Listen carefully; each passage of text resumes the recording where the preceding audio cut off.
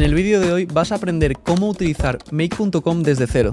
Make es una de las herramientas que más he utilizado con diferencia para ayudar a automatizar procesos y hoy voy a enseñarte cómo tú puedes pasar de un nivel básico o prácticamente sin haber iniciado sesión en Make a un nivel bastante avanzado ya sabiendo qué son webhooks, qué son APIs y cómo funciona todo dentro de Make. Esta herramienta es tan potente que sin saber programar he conseguido vender servicios de automatizaciones a empresas, llegando así a facturar más de 20.000 euros mensuales con una agencia de inteligencia artificial. Y en este vídeo te lo voy a explicar todo completamente gratis, paso a paso y con todo tipo de detalle. Si es la primera vez que ves este canal, bienvenido, mi nombre es Nico y en los últimos años he trabajado con decenas de empresas ayudándoles a implementar la inteligencia artificial en su día a día. Además, soy el responsable de formación de UDIA, la escuela de inteligencia artificial líder en España. Durante este vídeo pasaremos por tres niveles distintos. El nivel básico, donde entenderemos cómo funciona la herramienta y los primeros pasos dentro de ellas. Después pasaremos al nivel intermedio, donde te enseñaré a utilizar funciones un poco más avanzadas de lo básico de Make, como pueden ser los routers, las funciones, los text aggregator, bueno, una serie de funciones que nos permite tener Make. Por último, en el nivel avanzado hablaremos sobre webhooks, sobre APIs,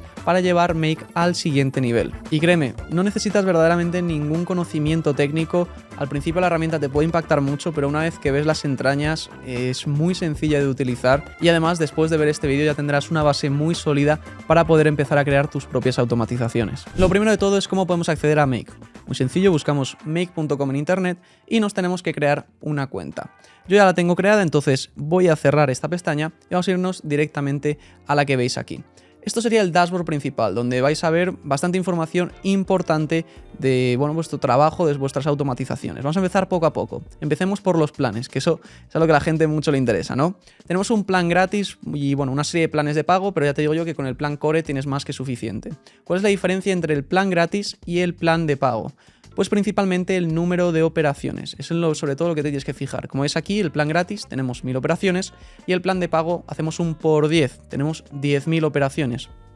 Las operaciones las vamos a gastar en las automatizaciones. Una automatización, dependiendo obviamente de su tamaño, pues va a gastar X número de automatizaciones. Cuantas más operaciones tengamos al mes, pues más automatizaciones vamos a poder realizar. Es muy lógico.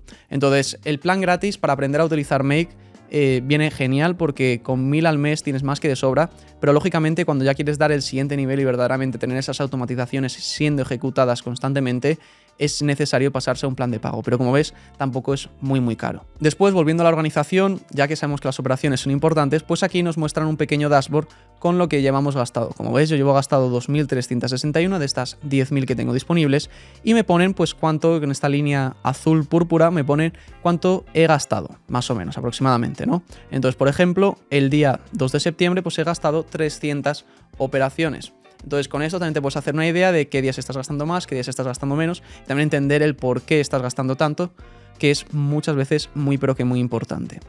Después, yéndonos a la izquierda, pues tenemos aquí distintas cosas, ¿no? Distintas pestañas. Te voy a enseñar las principales porque hay muchas que no sirven para absolutamente nada, te lo digo yo que llevo ya un par de años con esta herramienta.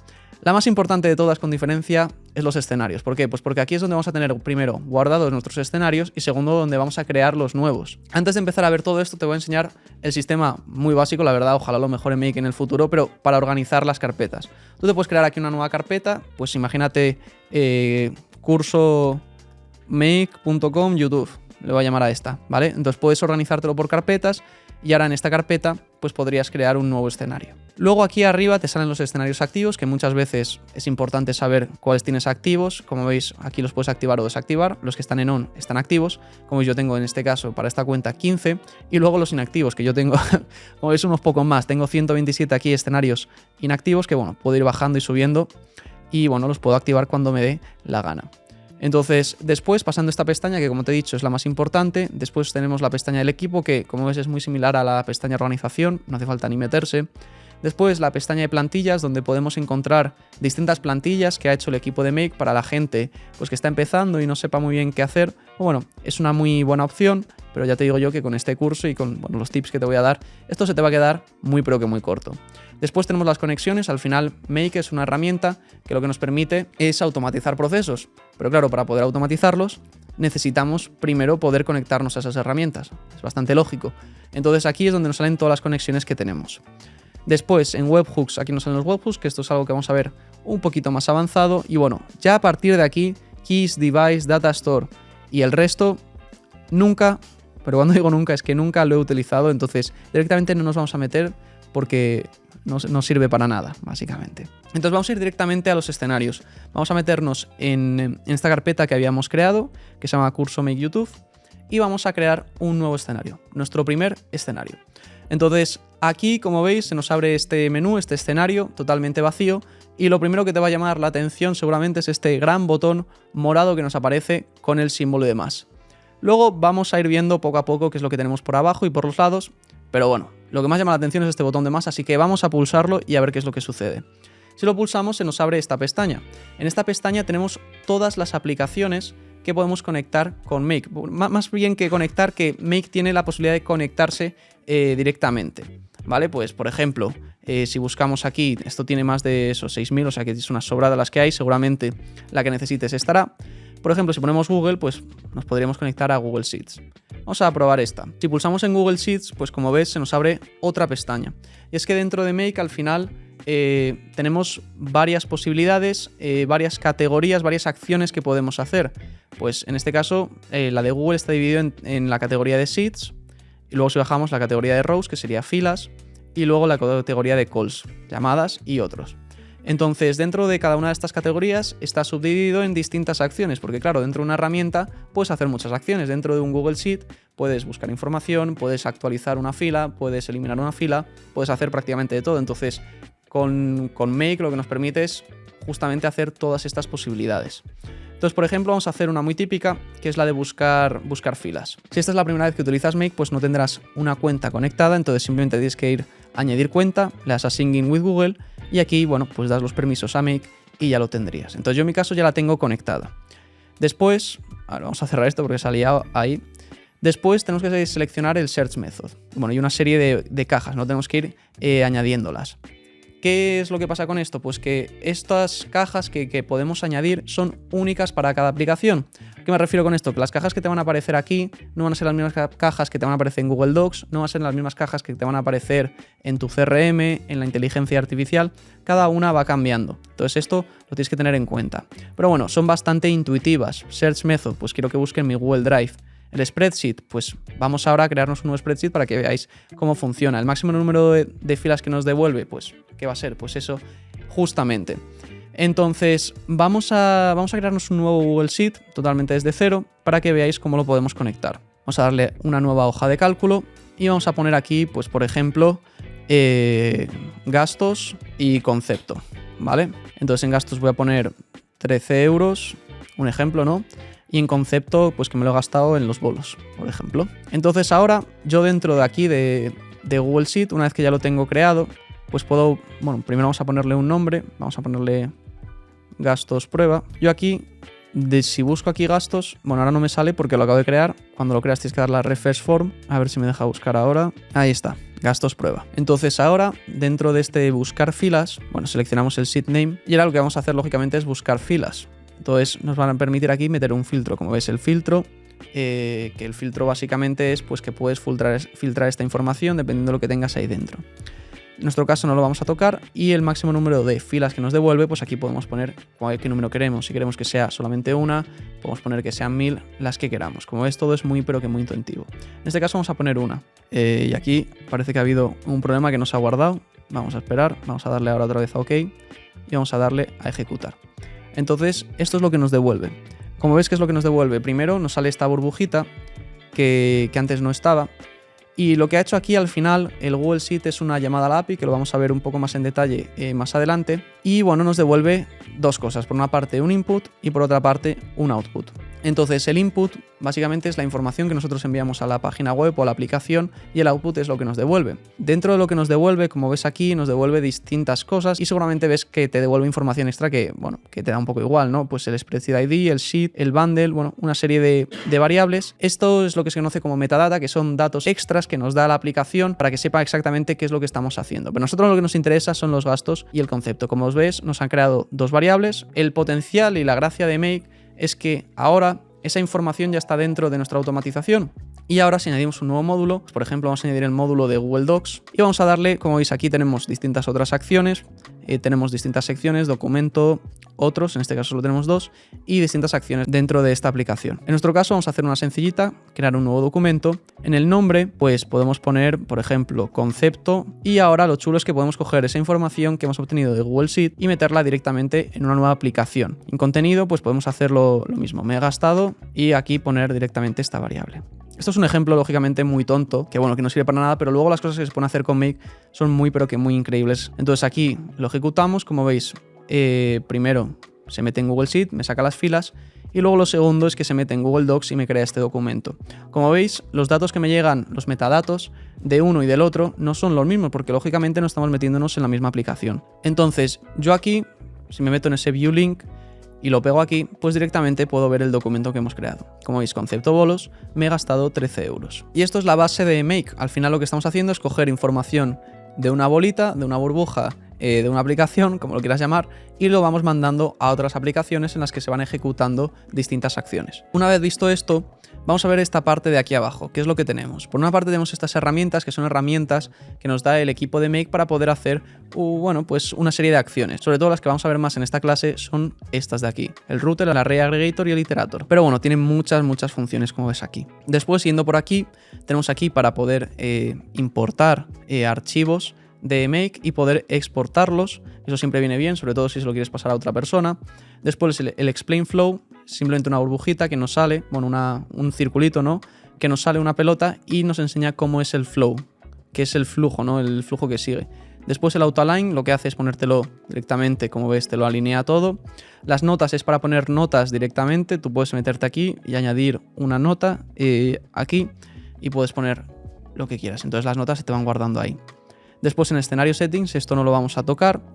El botón de guardar, que esto es importante. Make no tiene un sistema de autoguardado, entonces ten en cuenta, ten el control S muy cerca para poder guardar, porque si no, si haces una automatización entera, un escenario, te tiras 3 horas y no lo guardas, se pierde directamente. Después aquí en esta esquina tenemos algo muy importante, que es para activar los escenarios. Si yo pongo aquí el schedule, pues estaría en on, entonces ahora estaría activado. Pero tenemos dos formas de activación. Tenemos este relojito que, como veis, lo puedo pasar, es decir, si yo desbloqueo esto, pues lo puedo pasar a uno o lo puedo pasar a otro. Este relojito lo que nos indica es cuál es el punto donde va a empezar nuestra automatización. Pero lo que pasa es que también tenemos otro tipo de relojitos, ¿vale? Si nos metemos aquí en los webhooks, que esto lo vamos a ver más adelante, y yo lo pongo aquí, pues como veis se transforma en un rayo. ¿Qué significa esto? Vamos a mirar aquí abajo. Como veis pone immediately as data arrives. Cuando una burbuja o una aplicación tenemos esto, significa que cada vez que nos va a llegar unos datos externos, pues esta automatización se va a iniciar. Sin embargo, cuando sale el relojito, significa que tenemos que poner un horario, tenemos que configurarlo. Como veis aquí ha cambiado y ahora es every 15 minutes. Entonces, esto lo podemos cambiar, podemos poner que sea una vez, todos los días de la semana, días del mes, en días específicos, lo que sea, pero que lo podemos cambiar y al final lo que va a suceder es que cuando pase eso, es decir, imagínate que lo dejamos en 15 minutos, eso significaría que cada 15 minutos esta automatización se va a iniciar. Entonces hay algunas aplicaciones que nos permiten tener rayito y otras que no nos lo permiten y tenemos que utilizar el reloj. Dependiendo de qué es lo que estemos buscando, pues tal vez nos sirve más una o nos sirve más otra. Y esto a nivel básico es cómo funciona Make. Básicamente conectamos aplicaciones, conectamos a aplicación 1, que la conectamos a aplicación 2, conectamos a aplicación 3 y al final llevamos información de un punto a otro. Ahora en el nivel intermedio lo que vamos a ver son cosas un poco más avanzadas y cómo podemos transformar y modificar estos datos. Vamos a utilizar los routers, vamos a utilizar los filtros, vamos a utilizar los iterators, los aggregators y con esto vas a conseguir tener una visión mucho más global de la herramienta. Entonces lo primero que te quiero enseñar son los filtros. Primero vamos a quitar esto para tener solamente el de Google Sheet y los filtros lo que nos permiten es filtrar la información. Pueden estar estos filtros dentro de la herramienta o fuera. Por ejemplo, aquí tenemos este filtro. Puedo decir que los gastos pues existan, ¿no? ¿Vale? Entonces ya ahora lo que va a pasar es que me va a filtrar esta información solamente cuando los gastos existen. Es decir, que si yo tengo aquí uno en el que pongo comida, pero no añado nada en los gastos, vamos a ver qué es lo que va a suceder. En este caso, máximo número de return, vamos a poner 4, por ejemplo, bueno, 41 también nos sirve. Vamos a darle a ejecutar y ver qué es lo que sucede. Como veis, solo me ha devuelto uno, un bundle, solo me ha devuelto una ejecución. ¿Por qué no me ha devuelto los dos? Pues porque tenemos ese filtro. Y ese filtro lo que va a hacer es permitir solo pasar a aquellos en los que los gastos existan. Esto es un tipo de filtro, como veis tenemos muchísimos, puede ser igual, no igual, que contenga, que no contenga, que empiece con, que no empiece con, que termine con, bueno, etcétera. Después lo mismo para números, para fechas, bueno, un poco para todo, ¿no?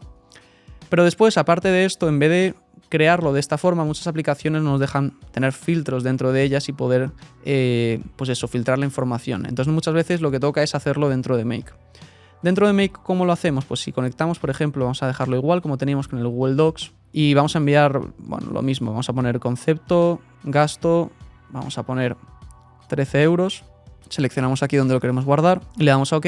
Entonces ahora imagínate que queremos hacer lo mismo, pero Google Sheet no nos permite hacer ese filtrado. Pues para eso tenemos una opción dentro de Make. Como ves, hay infinidad de cosas que podemos llegar a automatizar con Make. Esto te abre la puerta a multiplicar tanto los beneficios como la productividad dentro de tu negocio o incluso a poder vender estos servicios a otras empresas. Mucha gente de las que ves en redes sociales que están ganando dinero con la inteligencia artificial, lo que están haciendo es aprovecharse de estas herramientas como puede ser Make.com para automatizar procesos con inteligencia artificial dentro de negocios. Si quieres crear tu propio negocio de inteligencia artificial o aprender a utilizar herramientas como Make para poder vender estos servicios, hemos preparado una clase totalmente gratuita donde te contamos cómo hacerlo. Para apuntarte es muy sencillo, solamente tienes que ir al link de la descripción y reservar tu plaza, que sería pulsando aquí.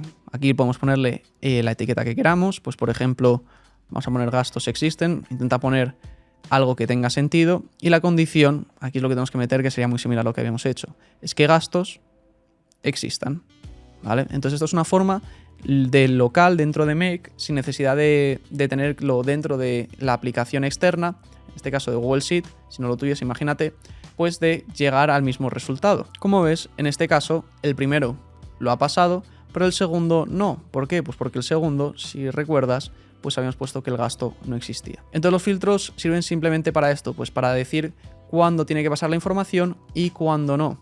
Imagínate que quieres mandar un correo electrónico a personas, tienes una lista de posibles leads y quieres enviar un correo electrónico. Pues un buen filtro que tiene bastante sentido es decir que exista ese correo electrónico para poder mandarlo. Entonces, de esta forma, lo que conseguimos es filtrar la información hasta conseguir exactamente lo que nosotros queremos. Una vez visto los filtros, vamos a ver los routers que normalmente trabajan junto a los filtros y es esto de aquí, ¿vale? Un router lo que hace es dividirnos el camino, nos lo va a ramificar. Entonces vamos a poner, por ejemplo, aquí, esto es para crear variables dentro de Make, ¿vale? El set variable, pues ponemos lo que sea, esto es para simplemente que funcione. Entonces vamos a meterle aquí gasto, vamos a meterle aquí, vamos a clonarlo mejor y vamos a ponerlo aquí, ¿vale? Entonces tenemos esto, vamos a darle al explain flow para ver qué es lo que hace. Como veis, se divide. Y es que el router es una ramificación. Y lo que va a hacer es siempre lo mismo. Siempre va a ir por el primer camino, después por el segundo. Si tuviésemos un tercer camino, pues iría por este tercero. Si tuviésemos un cuarto, también luego iría por este. Iría uno a uno, cada uno de los caminos. Iría ejecutando, es decir, que si aquí esto lo continuásemos con más módulos, pues seguiría ejecutándolo. Entonces, claro, esto así sin más no tiene mucho sentido si lo piensas, porque esto, lo que estamos haciendo aquí, como va a ejecutar uno y después otro, sería lo mismo que hacer esto, ¿vale? Porque ejecutaría primero este y luego este, y de esta otra forma lo que haría sería ejecutar este y luego este, que al final es lo mismo. Entonces, un router simplemente así no funciona y no tiene ningún sentido. El router funciona cuando lo haces en combinación con los filtros, porque aquí lo que puedes poner es que llegue a este punto, a esta rama, si ocurre algo.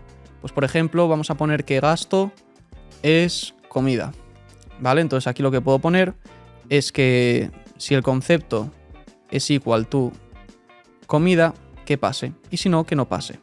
Entonces si le damos a OK, no sé si esto lo tengo guardado, no lo tengo guardado, perfecto. Entonces ahora solo va a pasar si es esto. Y en el segundo, si no lo dejamos con nada, pues va a pasar todos. Entonces lo que voy a poner es que voy a poner gasto no comida, por ejemplo. Vamos a ponerlo así. Y entonces en la condición lo que voy a decir es que el concepto, en vez de equal to, no, perdón, este no quería, sea not equal to comida. Entonces, ¿qué es lo que va a pasar? El concepto de este es bolos. Entonces lo que va a pasar es que se va a meter y, como ves, el primero no lo ha pasado, el segundo sí lo ha pasado porque es comida y en el otro al revés. A ver, vamos a verlo. Como ves, el primero ha pasado y el segundo no. Entonces los routers nos sirven justamente para esto, como te he dicho, en combinación con los filtros, para llevarlo por un punto o por otro punto. Es su objetivo principal. Una vez que hayamos visto los filtros y los routers, te quiero presentar a otro gran amigo, que son los iterators y los aggregators. Pero para ello, primero tenemos que entender que es esto de aquí, ¿vale? Como veis aquí tenemos en esta burbuja, en la de Google Sheet, tenemos el bundle, bundle 1 y el bundle 2. Estos son operaciones individuales. ¿A qué me refiero con esto? Pues que si yo, por ejemplo, meto aquí una... Vamos a poner, por ejemplo, una variable que se llame ejemplo y meto el concepto, bueno, el gasto mismamente. Bueno, el gasto no, mejor, el concepto, he cambiado de opinión, ¿vale? Y le damos a ejecutar, vamos a ver qué es lo que sucede, ¿vale? Se mete aquí una vez, como ves me sale solo una burbujita, pero al tener dos bundles se ejecuta dos veces el escenario. Tenemos la operación 1 y la operación 2. Ahora vamos a ver el siguiente ejemplo, ¿vale? En vez de tener el Google Sheet y el tool con estos bundles, tenemos lo siguiente. Esto es un parse JSON. Un JSON es un objeto en el que se manda información, en la que se suele mandar información en internet. Y bueno, al final las APIs, que al final, que es lo que está detrás de Make, pues funciona de esta forma, con este tipo de objetos. Entonces es bastante importante saber cómo funcionan, pero bueno, ahora mismo no hace falta meterse. Lo importante de aquí, lo que quiero que sepas, es que aquí estoy creando un array. ¿Por qué? Pues porque para los iterators y los aggregators, los bundles y los arrays son muy pero que muy importantes. Entonces es necesario que entiendas ambos antes de lanzarnos a utilizarlos. Si yo le doy aquí a Run Anyway, vamos a ver qué es lo que nos da. Como veis, el output, el input no nos fijemos, fijémonos en el output. Nos da un array. ¿Un array qué es? Es una lista. Dentro de esa lista podemos tener lo que queremos. Podemos tener variables, podemos tener otro array, pero lo importante es que un array es una lista. ¿Y qué es lo que pasa? Pues que si yo a esta lista ahora hago algo muy similar a lo que estaba haciendo antes, es decir, creo una nueva variable que se llame, voy a llamar igual ejemplo. Aquí, si yo selecciono el array, vamos a ver qué es lo que pasa. Con el bundle lo que pasaba es que me ejecutaba a todos, pero con el array ya no me ejecuta a todos. Como veis, solo hay una ejecución, 1, 1, cuando aquí antes había 1, 2. Entonces, los arrays, aunque son muy similares a los bundles en el sentido de que son listas de ítems, al final un bundle lo puedes interpretar así, estos solo se ejecutan una vez en vez de n veces como es el caso de los bundles. Entonces, por ejemplo, yo si en un array quiero conseguir el primer objeto, bueno, el primer ítem, pues tendría que poner un 1. Vamos a ver que si pongo un 1, aquí, si nos metemos en el array, pues en el 1 sería el nombre Nicolás Cort. Nombre Nicolás Cort. Pero si yo aquí en vez de un 1 pongo un 3, pues entonces me va a dar otro nombre. Me va a dar Amelia Ortiz. Entonces esto es la gran diferencia y es muy importante que te quede claro. Los bundles se van ejecutando y siempre se van a ejecutar durante la automatización, uno después de otro. Los arrays, no. Tú tienes que seleccionar cuál es el que quieres buscar o cuál es la información que quieres obtener, pero no se ejecutan uno detrás de otro detrás de otro. Es simplemente una forma de guardar información, ¿vale? Entonces, una vez que ya sabemos esto, ahora vamos a ver los iterators y los aggregators. Los iterators básicamente lo que hacen es pasar de un array a un bundle, es decir, transforman los arrays a bundles. Y los aggregators hacen justo lo contrario, transforman los bundles a arrays. Vamos a empezar con los iterators, que son mucho más sencillos y además se suelen utilizar bastante más. Entonces, como veis, aquí tenemos este array que hemos creado con esto. Entonces, imagínate que luego, después de esto, con este ejemplo, pues queremos mandar esta información por correo electrónico, ¿vale? Para eso tenemos un módulo, por ejemplo, de email, que sea enviar correos. Como veis, aquí hay uno. Y aquí, bueno, pues podemos poner el correo de la persona. Yo en mi caso voy a poner el mío para que no le llegue a nadie extraño. Después en subject, pues por ejemplo, quiero poner hola y que sea el nombre y el apellido. Y luego en contenido, pues le quiero poner, no sé, ¿qué es lo que tenemos aquí? Su edad. Pues tu edad es de 64, ¿no? Claro, ¿esto qué es lo que va a suceder? Si solo tengo un array de un ítem, pues no tengo ningún problema. Pero cuando, como es mi caso, que tenemos varios arrays, varios ítems, ¿no? 1, 2 y 3, cada uno distinto, y quiero enviar un correo a cada uno de estos, con unos arrays con este array no lo puedo hacer. No es posible. Entonces ahí es donde entra en juego el iterator. El iterator vamos a verlo. Vamos a eliminar esto porque ya no nos sirve. Vamos a eliminarlo. Vamos a ver qué es lo que hace el iterator. Si ponemos aquí el iterator, aquí tenemos que meter un array. Como sabemos, el array es lo que tenemos previamente. También, si no sabes cuáles puedes y cuáles puedes no meter, ten en cuenta que donde pone lo que es un array, pone al lado en gris siempre array. Entonces aquí, si le damos a OK, vamos a darle a ejecutar y ver qué es lo que pasa. Como veis, partimos de lo mismo y ahora vamos a ver lo interesante, y es que como ves, me lo ha transformado en bundles. Que me lo transforme en bundles significa que ahora puedo hacerlo uno a uno, primero este y después este. Entonces, de esta forma, ahora este array que teníamos inicialmente, que por ejemplo, aquí es un caso ficticio, pero lo podríamos haber obtenido de una llamada a una API que enriquece los datos, esto pasa a menudo, pues ya lo puedo transformar en bundles y poder ir uno a uno iterándolos. Entonces ahora, si ya lo conecto con mi correo electrónico, ahora no voy a poner hola ejemplo, voy a poner hola aquí nombre, y luego tu edad en vez de poner esto, pues obviamente tengo que seleccionar el del iterator, que esto es importante, ¿vale? Siempre seleccionalos. Pues como veis, se ponen a enviar los correos y se envía uno después de otro. Ha habido 3 operaciones. Y si ahora me meto en mi correo electrónico, pues como ves, tengo un mensaje enviado de hola Amelia Ortiz, tú haces esto, hola no sé qué, hola no sé cuántos. Entonces este es el potencial de los iterators. Nos permite pasar de arrays a directamente a bundles que podemos ir ejecutando uno a uno. Después, ahora vamos a ver el agregator. Vamos a añadir primero en nuestro Google Sheet alguno más. Vamos a ponerlo así, 15, vamos a quitarlo de euro, porque damos por hecho que sabemos que son euros. Y vamos a poner aquí, por ejemplo, gas, ¿vale? El gas del coche, que está muy caro. Entonces, ahora vamos a ver, como te recuerdas, bundles y arrays. Esto es un bundle, lo que nos sale de Google Sheet, y los agregators, lo que nos permite es pasar de bundles a arrays. Vamos a verlo. Nosotros lo metemos aquí, le damos array aggregator y aquí seleccionamos esto. Aquí nos sale la información que queremos sacar. En mi caso yo quiero agregar los gastos y los conceptos, por ejemplo. Vamos a darle a ejecutar, ignore warnings y run anyway, a ver qué es lo que nos devuelve. Entonces, como veis, el input son estos 3 bundles y el output es un array. Como veis, pues con esta información. Al final hemos pasado, ahora tenemos es lo que tenemos inicialmente en este JSON.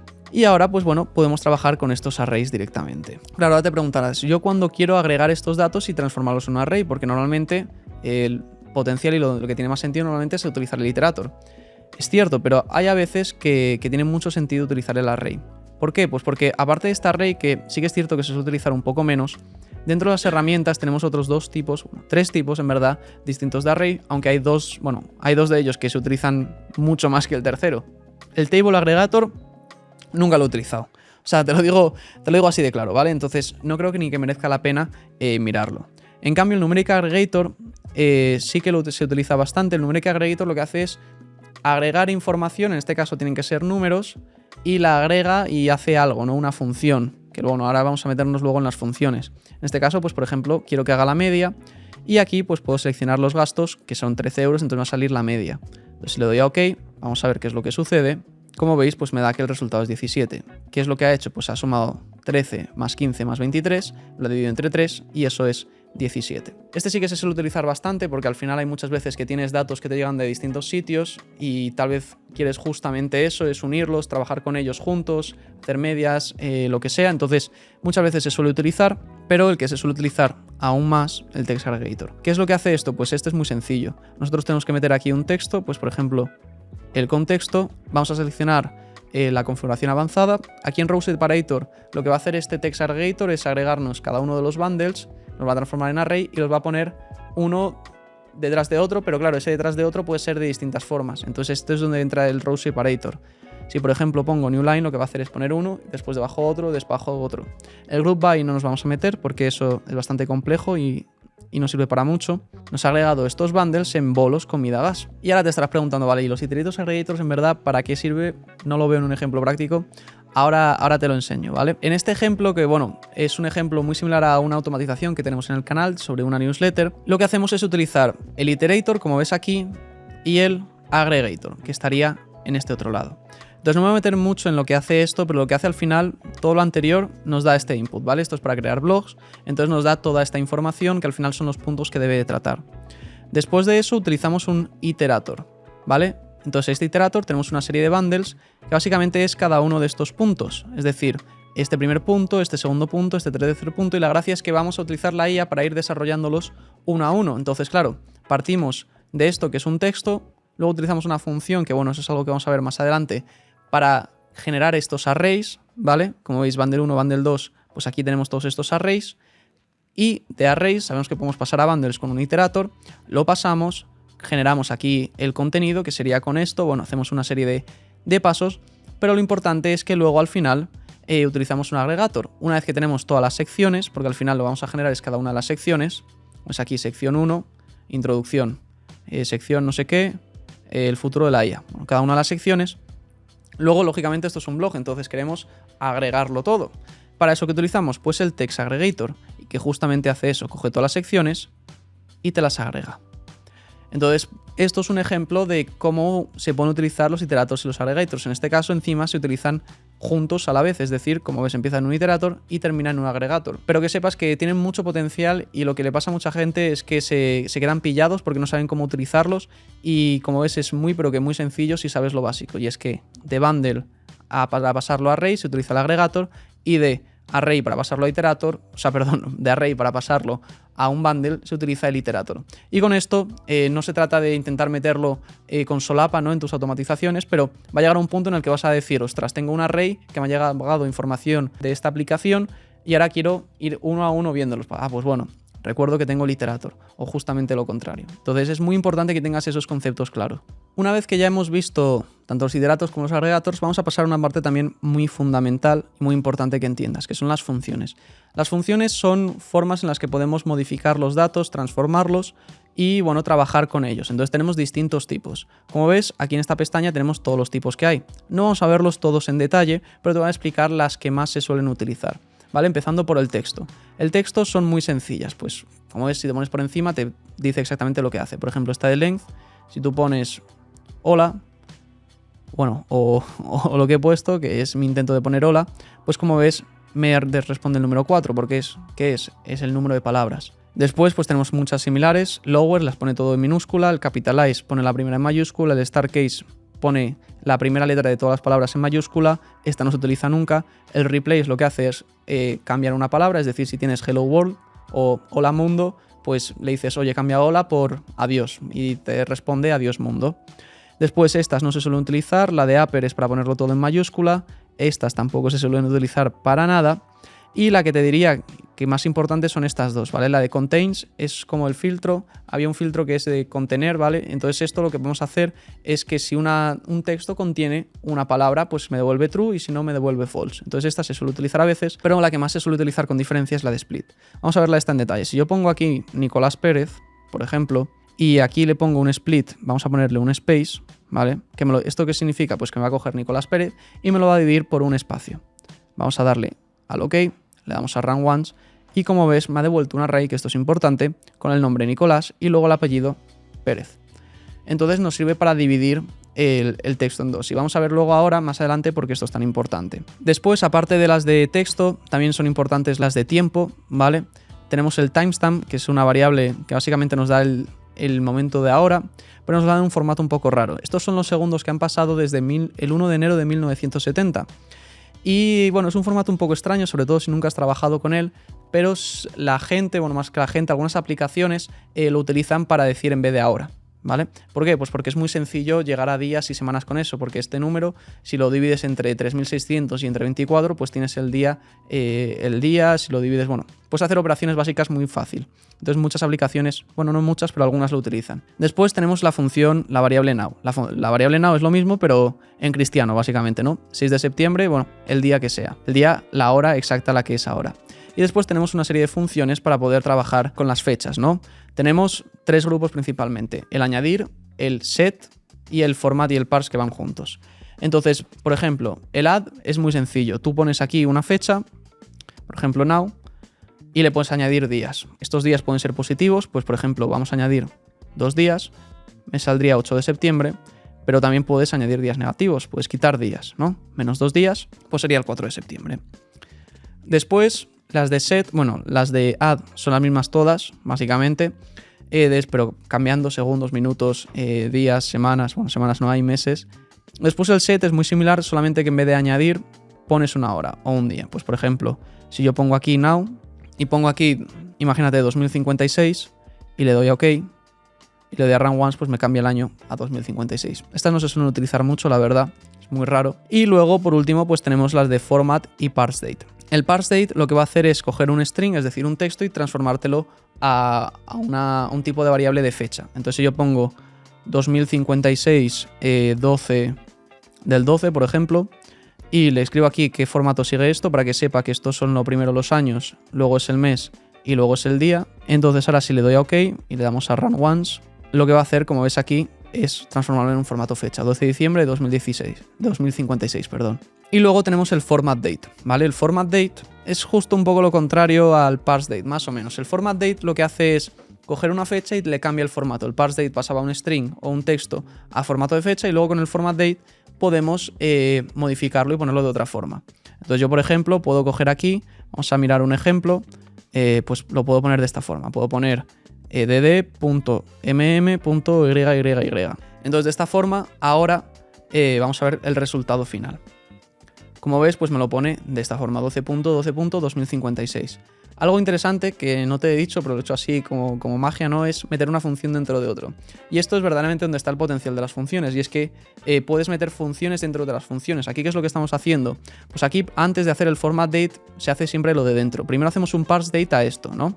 Y obtenemos la fecha real, porque para utilizar el format date necesitamos fechas que sean formato fecha. Entonces primero hacemos eso, lo cambiamos a formato fecha y luego ya cambiamos el formato de esa fecha al que nosotros queremos. Y esto, bueno, es algo muy útil. Tal vez en el calendario, bueno, solo tiene esa parte, pero por ejemplo con la parte de los números, que es la que vamos a ver ahora, funciona muy pero que muy bien. Aquí tenemos dos variables, el número pi y el número random.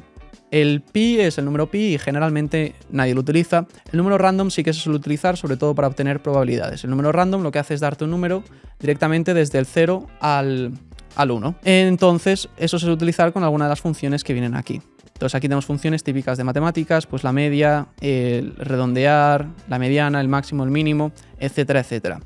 Y yo te quiero enseñar sobre todo aquí algo muy chulo, y es que si por ejemplo ponemos el floor, que es redondear, si ponemos un número random y luego ahora le utilizamos un operador de esto y lo multiplicamos por 4, esto es una probabilidad, ¿vale? Esto significa que si yo pongo ahora un filtro de que esto, variable llamada función, sea igual a 1, me va a salir solamente, solamente va a pasar un 25% de las veces. Vamos a hacerlo para que lo veáis. Vamos a poner un set variable, vamos a ponerle lo que sea, nos da absolutamente igual. Lo que queremos es poner aquí la condición de que esto sea igual a 1. Entonces, si lo ejecutamos, como veis es 0, si lo volvemos a ejecutar, en este caso es 1, si lo volvemos a ejecutar, a ver si hay un 2, bueno, esto es un 3. Entonces, de esta forma, lo que estamos haciendo es multiplicar random de 0 a 1, lo multiplicamos por 4, entonces los valores van entre 0 y 4, el 4 es prácticamente imposible, entonces al redondear siempre redondeas hacia abajo, entonces los valores posibles son 0 si está entre 0 y 1, 1 si está entre 1 y 2, 2 si está entre 2 y 3 si está entre 3 y 4. Y al final, si luego eso con un filtro lo pones, pues puedes crear una probabilidad de que X número de veces pues se meta por un camino. Y eso es lo que estamos haciendo, por ejemplo, justo en esta automatización. No sé si me deja ahí meterme. No me deja meterme, pero bueno, aquí es justamente eso lo que estamos haciendo. Como ves, floor random de 4 más 1. En este caso no es un 25%, pero bueno. Vale, una vez visto estas funciones, por último, algo importante que tienes que saber también controlar son las funciones estas, las de get, if, empty y switch sobre todo. Las otras no se utilizan prácticamente. El if empty es un condicional, ¿vale? Dices, si esto está vacío, pues que ocurra esto. Y esto normalmente viene bien para cuando te da un error o cuando hay un fallo, el decir, si está vacío, mira, llévatelo por este camino y ya está, y nos olvidamos. Después, uno que se suele utilizar mucho es el get, pero no se utiliza solo, se utiliza junto con el split, que te dije que también era muy importante.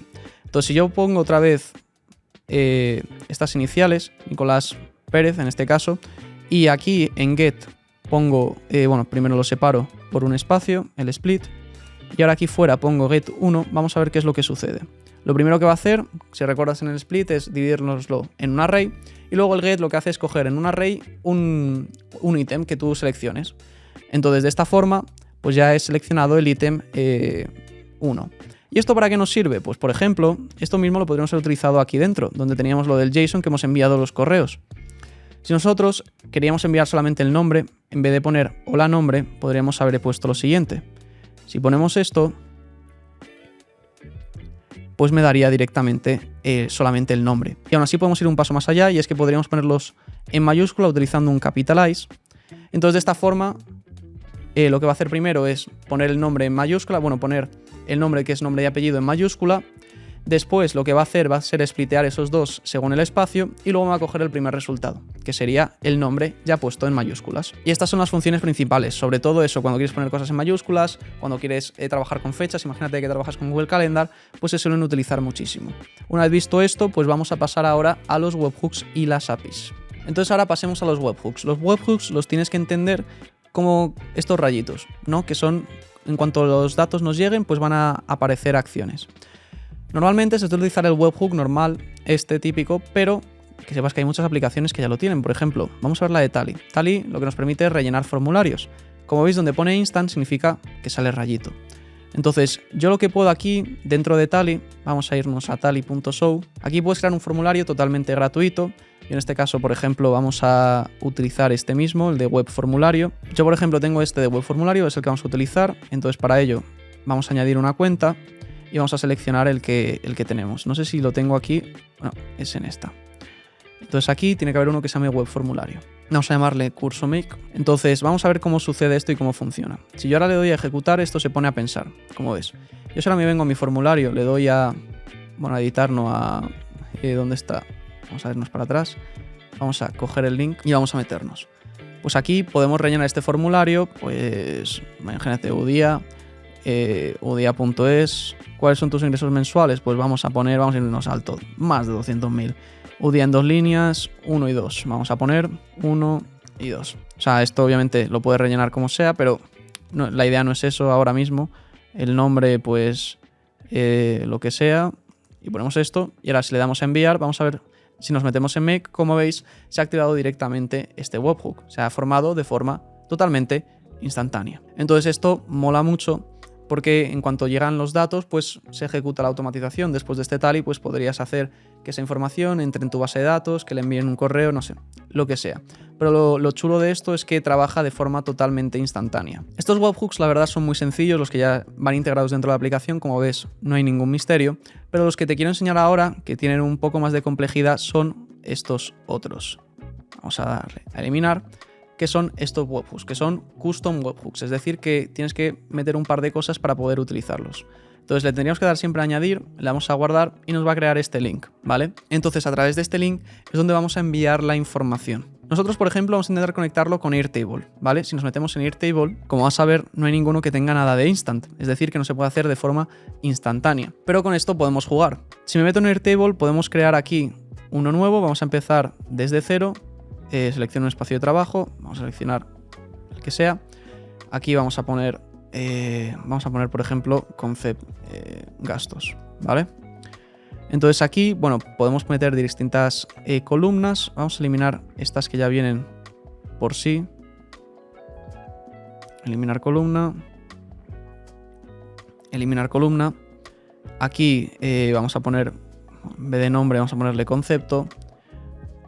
Y aquí vamos a ponerle, pues por ejemplo, cuánto ha costado, ¿no? Igual que teníamos en ese... ¿Dónde está? En el Google Sheet. Aquí número. Vamos a darle OK. Vamos a poner 13 gas, ¿vale? Por ejemplo. Después podemos añadir una nueva columna y vamos a añadir una un poco especial, que es un botón. Los botones, como funcionan en Airtable, es que cuando tú lo pulsas, pues pasa algo que está aquí dentro, ¿vale? Esto de aquí, una fórmula. Entonces, normalmente cuando trabajamos con los webhooks, es decir, los rojos, son para aplicaciones que no tienen esa conexión directa y que la tienes que crear tú manualmente. Esto generalmente viene traducido en que normalmente debes meter un pelín de código para poder conectarlo. En Airtable es bastante sencillo porque lo puedes hacer, por ejemplo, a través de botones, pero ten en cuenta que dependiendo de la aplicación puede ser o más fácil o más difícil. Entonces, vamos a ponerle de nombre botón mágico, por ejemplo. Vamos a ponerla, bueno, vamos a escribirlo bien si podemos. Ahí, botón mágico. Entonces aquí tenemos que meter una fórmula. Entonces dentro de la fórmula vamos a poner lo siguiente. Vamos a poner que sea un concadenado. Esto, como te he dicho, es el caso de Airtable. Cada aplicación va a ser distinta y tal vez en algunas tienes que utilizar código o hacerlo de una forma u otra. Entonces te voy a enseñar más o menos cómo suele suceder, ¿vale? Lo que tienes que enviar normalmente es el webhook. Aquí he copiado el webhook que tenemos aquí. Como veis es el mismo, simplemente le he dado a copiar y lo he pegado ahí. Ten en cuenta que tiene que estar esta interrogación siempre al final, ¿vale? Eso es muy importante para que funcione. Y después simplemente he puesto concepto, he puesto igual al concepto, que sería este de aquí, y el número, que sea igual a este número. Y por último el record ID para saber en qué fila estoy. Entonces ahora, yo si me meto aquí a nuestro make y le doy a ejecutar, y ahora le doy y pulso este botón, como veis pone accepted, y me ha enviado esa información. Entonces los webhooks lo que nos permite es, bueno, estos webhooks rojos, ¿vale? Los que no son instant parte de aplicaciones, lo que nos permiten es crear o lanzar datos a Make directamente pero totalmente personalizado, es decir, que podemos lanzar lo que queremos, de la forma que queramos, pero eso sí, es bastante más avanzado y como te he dicho, para cada aplicación va a ser distinto. Entonces, lo que hay que hacer es investigar cómo funciona. Hay muchos vídeos en YouTube, hay mucha gente que seguramente ha tenido el mismo problema que tú, entonces simplemente es investigar y ver cómo para esa aplicación que tú quieres en concreto lo puedes llegar a hacer. Por último, vamos a hablar de las APIs. Y esto no tiene que ser un concepto raro para ti, porque es lo que hemos estado haciendo todo el rato dentro de la aplicación, solamente que nos lo ha puesto bonito Make. Es decir, cuando nosotros hacíamos las conexiones con Google Sheet, cuando hacíamos las conexiones con Google Docs, con cualquier otra aplicación, en verdad estamos haciendo llamadas a las APIs. ¿Qué significa esto de llamadas a las APIs? Pues que nosotros les mandamos una información y ellos nos devuelven otra información. Y es simplemente eso, solo que de la parte fea se encarga Make por detrás. ¿Qué es lo que sucede? Que hay a veces que estas APIs no existen, es decir, Make no tiene esa conexión, no la ha creado. Porque bueno, tiene más de 6.000, pero bueno, aplicaciones hay muchísimas. Y te va a llegar a un punto en el que seguramente vas a ver que no puedes o que Make no tiene esa conexión creada. Pero esto no es el fin del mundo, porque podemos crear nuestras propias conexiones. ¿Cómo hacemos eso? Pues para eso, bueno, yo lo tengo aquí ya creado, pero vamos a crearlo desde cero. Vamos a darle aquí al link, ahí, vamos a ponerlo aquí. Nosotros tenemos un módulo que se llama el módulo HTTP, ¿vale? Dentro de este módulo HTTP tenemos bastantes acciones, pero la que nos interesa es Make a Request. Esto básicamente es que un tío en los años 80, en los años 90, cuando estaba empezando Internet, dijo, pues mira, las solicitudes a páginas web se van a hacer de esta forma. Y es un lenguaje que todo el mundo utiliza y es como se hace simplemente. Entonces hay que seguirlo, cómo se hace, se aprende y una vez que lo aprendes es muy pero que muy sencillo. Entonces veamos qué es lo que tenemos que rellenar por aquí. Tenemos por un lado un URL. Aquí esto se llama el endpoint. ¿Qué va a ser el endpoint? El endpoint va a ser en una aplicación a donde nos queremos dirigir. En Make, como lo teníamos hecho, como veías, teníamos distintas acciones dentro de una aplicación. Esos son los endpoints, las acciones que podemos llegar a hacer o la información que podemos llegar a conseguir. Entonces ahí es directamente donde tenemos que poner el URL de ese endpoint. Ahora eso vamos a verlo con un ejemplo. Después el método son distintas formas de encontrar información, ¿vale? Principalmente las dos que más se utilizan son get y post, que son muy similares. El método get lo que hace es decirle a una aplicación externa, oye, quiero esa información, dámela. Y se la da, y se la queda y se la devuelve, en este caso a Make. El método post es bastante similar, la única diferencia principal es que en el método post la aplicación tiene que hacer algo, ¿vale? Entonces, por ejemplo, imagínate una inteligencia artificial, tiene que generar texto, ¿no? Si hiciésemos una llamada a la API a una IA, tiene que ser un método post. ¿Por qué? Pues porque se tiene que generar un texto. La aplicación tú le mandas unos inputs, pero tiene que generar algo para dártelo. Sin embargo, un método get es simplemente, oye, tú tienes esa información, dámela y ya está, pero que no tenga que hacer ninguna acción la propia aplicación. Después tenemos los headers, ¿vale? Los headers generalmente lo que rellenamos aquí, como veis, son un par de nombre-valor. Lo que ponemos principalmente es un poco lo que nos dice la API, la aplicación, que ahora vamos a verlo, como te he dicho, con un ejemplo. Pero la gracia de esto es que es donde ponemos nuestra contraseña. Normalmente en Make hemos visto que tenemos que añadir una conexión. Al final eso es como poner una contraseña. Pero claro, aquí no tenemos ningún sitio de añadir conexión. Tenemos que hacer la conexión con alguna clave secreto que nos den. Y aquí es donde se suele hacer. Pones aquí el nombre y pones aquí el valor. Y bueno, puedes poner tantos como quieras. Luego el query string no lo vamos a tocar nunca. El body type siempre vamos a utilizar raw y application JSON. Y aquí en request content vamos a enviar la información que queremos coger o queremos utilizar. Entonces, esto siempre se hace en formato de JSON. Como te he dicho, es el formato universal como se hacen las llamadas.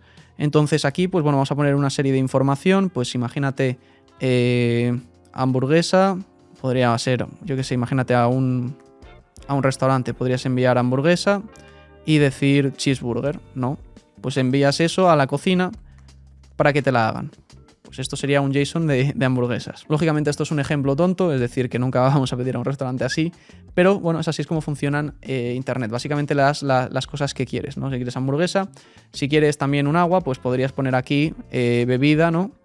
Bebida, agua. Bebida, agua. Bueno, escrito bien.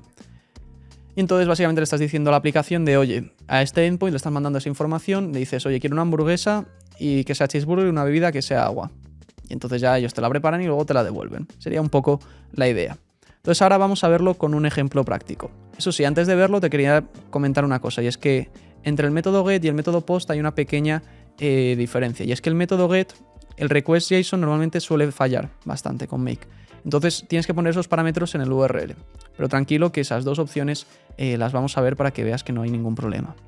Entonces nosotros, ¿a qué API nos vamos a querer conectar? Nos vamos a querer conectar a Genius. Genius es una aplicación que nos permite, como su nombre indica, pues conseguir noticias del día a día o que van sucediendo. Entonces dentro de esta, bueno, vais a tener que coger vuestra API key, porque como te he comentado es como la contraseña que tenemos. Y luego siempre en todas las aplicaciones te tienes que ir a la documentación de la API, ¿vale? Aquí puede cambiar entre aplicación y aplicación, qué es lo que hay, cómo sale, ¿no? Pero siempre es lo mismo. Entonces nosotros nos vamos a ir a la parte de Search Endpoint y vamos a hacer un HTTP request, que vamos a ver qué es lo que hace esto. Nos dice que este endpoint nos ayuda a buscar información sobre noticias dando una serie de keywords. Entonces nosotros vamos a ver qué es lo que tenemos por aquí. Lo primero es que tenemos un método get, ¿vale? Esto siempre te lo pone en la página, el método que tienes que seguir, entonces vamos a ir rellenándolo poco a poco. Método que tenemos, método get, no tenemos que tocar nada. El endpoint es esto que viene aquí. Lo que te he comentado de que no se utiliza el JSON, sino que se pone directamente en los parámetros aquí. Entonces, el URL simplemente sería, esto sería el endpoint, ¿vale? Hasta antes de la interrogación. Y después se ponen los parámetros. Se pone la interrogación y después el queue, que en este caso vamos a ver qué es el queue. El queue lo pone aquí. El queue es un parámetro que es mandatorio, es decir, que no necesitamos poner. Y nos dice que es para buscar los keywords, ¿no? Sería la keyword que estamos buscando. Entonces, en este caso aquí pone example, pues vamos a poner, por ejemplo, en vez de example, AI. Y luego la API key, que sería esta contraseña que tenemos para decir, oye, tenemos permiso para utilizar este servicio.